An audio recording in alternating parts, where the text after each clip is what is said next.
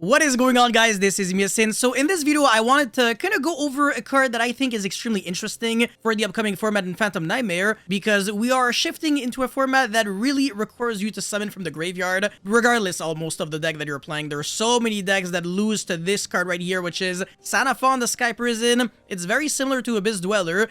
As a matter of fact, it even has one of the effects of Gravekeeper's Inscription, which is like a lingering effect that prevents both players from special summoning from the graveyard until the end of your opponent's next turn. So just like Dweller, once it resolves, there's nothing you can do about it, and it kind of dodges like all kinds of board breakers like Forbidden Droplet, Dark Ruler, Super Poly evenly. Even if your board gets picked apart, the drawback of Sanafon, well, I mean the lingering condition, will keep applying, which is extremely annoying, and a lot of decks simply cannot operate under Sanafon, or at least can't really do too much, which is what you need. And if you are able to summon this card before summon number 5, you can use the effect and then keep comboing off. So even if you get hit by Nibiru, at least you already were able to apply its effect. So you don't have to rely on going like a Galaxy as Photon Lord in order to protect yourself. You can do that with a Horus Engine, for example, and then you just play from there. But yeah, anyways, before we go any further into the explanation of how insane this card is and why you should consider it, I would really appreciate you if you could smash the like and subscribe button for me real quick. Alright, so again, Sanafon, in a world where people are playing cards like Flamberge and Snake Eye Oak, Flamberge is kind of like a soul charge almost. You get to summon back 2 level 1 fire monsters from your grave.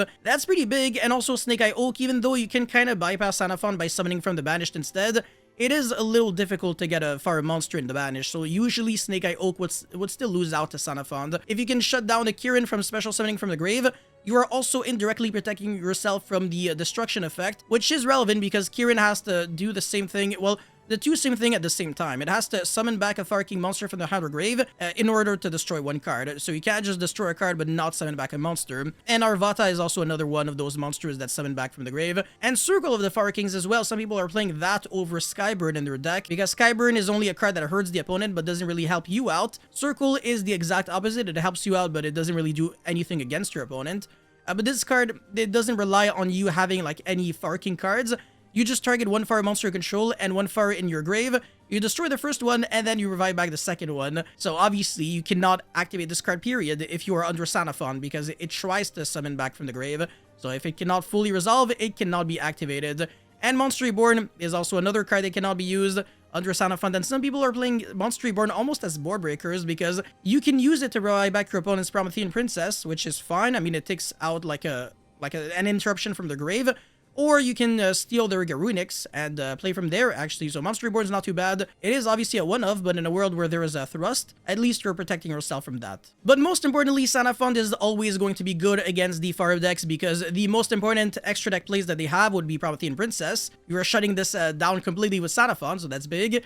As well as the Charmer monsters. This is absolutely huge, because sometimes they don't necessarily have the optimal setup, and the only way they can keep laying is by linking up. If you can deny the Hita from special summoning a monster, or the Dark from summoning back like the Diabel Star, so they can unbreak, I mean, that's going to be massive. And also the OTK that involves Raging Phoenix and World Sea Dragon Zelantis, you can completely forget about that. So yeah, if you are under Sanafon, you cannot OTK whatsoever. All you can really do is play for resources with like SP, IP into SP, or like Flamberge, try to like break boards by putting the monsters in the spell and trap zone, but that's all you can really do. Your engine is just like so late behind at this point, even if you had like hand traps to solve the rest of the combo. And it's not like the fire decks are the only decks that lose to Sanafon, because even the Silent Enforcer deck, I want to say, loses quite hard to it. So Novox cannot be special summoned back from the graveyard, but Trias Hierarcha as well. So if you got Diviner of the Heralds as your one card combo, usually that would be sending the Trias, and then you would be reviving it back from the grave by tributing your Diviner. But again, under Sanafon, you cannot special summon monsters from the grave, so you're not allowed to legally activate Trias, which means that Diviner is going to be doing nothing outside of sending either a Herald of the Arclight or Elder Entity Entis. By the way, just to mention that this card cannot be destroyed by card effects, so yeah, if your opponent is trying to destroy this with Entis, it's not gonna work either. But yeah, the Novox not being able to be summoned back from the grave means that if your opponent wants to play, all he can really do is hope that normal summon Novox will go through, and obviously it's easier to stop that. Because when there is multiple ways of getting Novox to the field, it's harder to stop. But now again, the normal summon of Diviner will do nothing, and the graveyard effect of Novox is going to be unactivatable. So Silent Enforcer, even though it's not necessarily a deck that really spams revival from the grave, the 2 summon backs from the grave really do matter. And again, without them, it is going to hurt a big time. So, I mean, that's basically like a 3 of, and Trias is another 3 of, because obviously we're not really looking at hard drawing the Trias, but rather Diviner Send the Trias. So that's the reason why you're still shutting down like 6 cards in the engine, which is like 15 good cards, basically. And unless you can, again, go like pre-prep to search the ritual spell and then ritual summon and then normal summon Novox, chances are Silent Enforcer might not be able to play through Sanafond. Now, even though cards like Sanafond and Dweller and just Floodgate monsters in general usually are not good against Labyrinth, I want to say Sanafond is one of those few cards that is actually not too bad. It's not insane, but you can still stop the Storvy from being able to revive itself back, or the Kukulok. Kukulok will still be able to recycle itself back to the hand, so that's a little... I mean, it's not like super high impact. It's obviously less good than Storvy, but you can also stop the welcome from, well, big welcome to summoning, from summoning back from the graveyard. So if the Lovely is in the grave, well, your opponent will be forced to basically summon another monster from the deck because that is the one of. And also the field spell will not be able to revive back a monster from the grave if you are activating a non-Labyrinth normal trap card.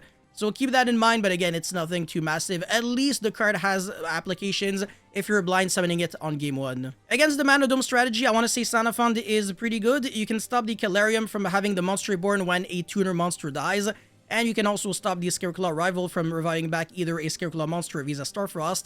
And that card is not once per turn, so if they draw multiple, they can keep reviving back monsters, and you really don't want them to do that. So yeah, being able to stop both of these cards, and also some other cards, I think, definitely can be in your advantage. Against the Salamangreat strategy, Sanafond has been played competitively in 2019 to completely shut them down. This is actually Exodia against them. They literally cannot play. Cyber's decks in general, they always have to rely on summoning back monsters from the grave, either with like Splash Mage or Transcool Talker, etc. All those monsters really need to summon back from the grave, and the Salamangreat monsters are no different. I mean, if anything, they're the main deck monsters, and there's also the extra deck that lose to Sanafond. Your entire deck literally just does nothing under this card. It's wild. Now, for decks that can actually play Sanafond, I mean, again, you just need 2 level 8 monsters to make it, so it's kind of like a joke. Any deck that plays the Horus engine can easily make it. But the very, very interesting thing about Sanafond, and the reason why I'm making this video, is because it's easier to make than you think, because, again, 2 level 8 monsters mean that you should be thinking outside of the box. There are some decks that can easily make rank 8 monsters built in their engine and with one single card, and the Fire King deck is one of those decks because you got Garunix, Kirin, and Flamberge as your level 8 monsters. So one single Snake Eye Ash can actually lead to searching the Garunix off of the island, and then you can destroy something, and then, you know, keep playing with the Garunix, and then you can go Promethean Princess, revive back the Flamberge, and then link out the Princess, and then overlay your Flamberge with the Garunix, and just like that you can make Sanafond, so even if your opponent has all the board breakers in the world, it is not gonna matter, you are still gonna win the game, which is actually kind of crazy. So yeah, I am a big fan of this card. I do believe that it has the potential of maybe potentially warping the format. It depends, again, on if there are a lot of level 8 or rank 8 turbo decks out there, but it is definitely one of the strongest options in your extra deck if you are playing rank 8s. There's that, as well as Galaxy Eyes Photon Lord, obviously, Hope Harbinger, and number 1, Infection Busking. These are the 4 best rank 8 monsters that I recommend moving forward. Again, it's very easy to summon rank 8 monsters. Every deck can make it. Like, even Centurion can summon Sanafond super easily, so if you don't want to rely too much on your Centurion engine because you feel like it's a little too fragile to cards like Super Poly or Droplet or Spellbound, you can at least summon a Sanafond very early and then activate its effect, and then you know for a fact that it will resolve. So again, even if you get hit by Board Breakers or Nibiru, at least you already actually already resolved your Sanafond the Sky Prison, which is basically Gravekeeper's Inscription. So that's the reason why I almost got confused with these two. Thank you so much for watching. Don't forget to like and subscribe, and let me know your thoughts about Sanafond in the comment section below, and I'll see you guys very soon. Peace.